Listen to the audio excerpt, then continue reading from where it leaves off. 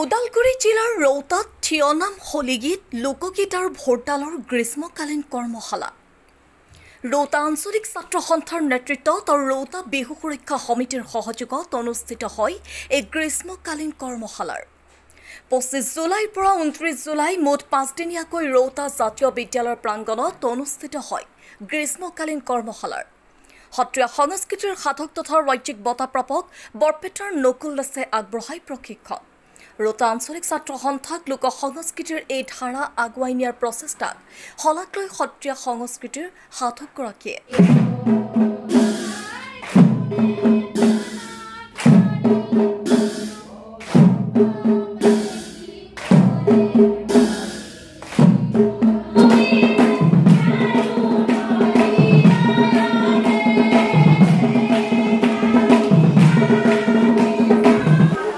ৰৌতা আঞ্চলিক ছাত্ৰ সন্থাৰ উদ্যোগত আৰু ৰৌতা আঞ্চলিক বিহু সুৰক্ষা সমিতিৰ সহযোগত আমি 5 দিনীয়াকৈ এক গ্ৰীষ্মকালীন কৰ্মশালা আমি আয়োজন কৰিছিলোঁ।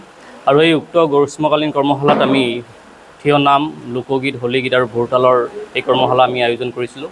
আৰু এই কৰ্মশালাখন আমি সমল ব্যক্তি হিচাপে আমি বৰপেটাৰ নিবাসী লোক সংস্কৃতিৰ সাধক ৰাজ্যিক বঁটা প্ৰাপক সন্মানীয় আমাৰ নকুল দাস বাবুক আমি আমন্ত্ৰণ কৰি আনিছিলোঁ। আৰু তেখেতৰ নেতৃত্বতে গোটেই আমি এই গ্ৰীষ্মকালীন কৰ্মশালাখন আমি আয়োজন কৰিছোঁ। আৰু তেখেতে আমাক যথেষ্টখিনি সহায় কৰি এই কৰ্মশালাখন আয়োজন কৰাত যথেষ্ট সহায় কৰিছে।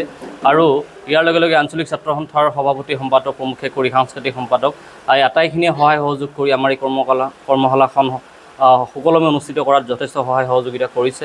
গতিকে আমি আটাইকে অশেষ ধন্যবাদ আৰু কৃতজ্ঞতা জ্ঞাপন কৰিছোঁ। আৰু এই কৰ্মশালাখনত অংশগ্ৰহণ কৰি আমাক আই মাতৃ তথা যুৱক যুৱতীসকলে অংশগ্ৰহণ কৰি যি আমাক সহায় সহযোগিতা আগবঢ়াইছে তেখেতসকলকো আমি যথেষ্টভাৱে ধন্যবাদ আৰু কৃতজ্ঞতা জ্ঞাপন কৰিছোঁ। অনাগত দিনত যাতে তেখেতসকলে এনেদৰে আমাক সহায় সহযোগিতা কৰি যায় তাৰ বাবে আমি কামনা কৰিছোঁ।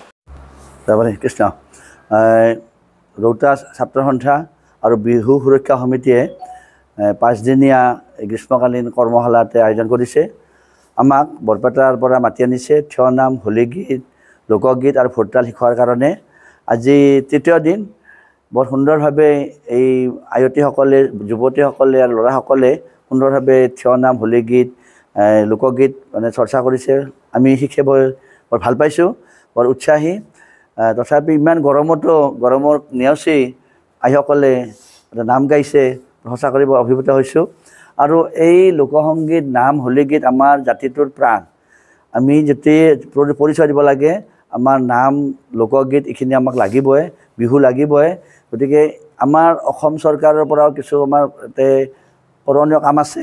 এইটো ভিতৰীয়া অঞ্চল, ৰৌতা অঞ্চল, ইয়াতে বহুতে ঢুকি নাপায়। তথাপি এই ছাত্ৰ সন্থাক মই ধন্যবাদ জনাইছোঁ বা বিহু সুৰক্ষা সমিতিক ধন্যবাদ দিছোঁ। এইকাৰণেই এই থিয়নাম বৰপেটাৰ আমাৰ প্ৰাণকেন্দ্ৰ থিয়নাম বৰপেটাৰ, হলিগীত বৰপেটাৰ এই লোকসংগীতখিনিক আমাৰ এই চিনাকি কৰি দিয়াৰ কাৰণে এটা প্ৰয়াস কৰিছে 5 দিনীয়া কৰ্মশালাৰ জৰিয়তে।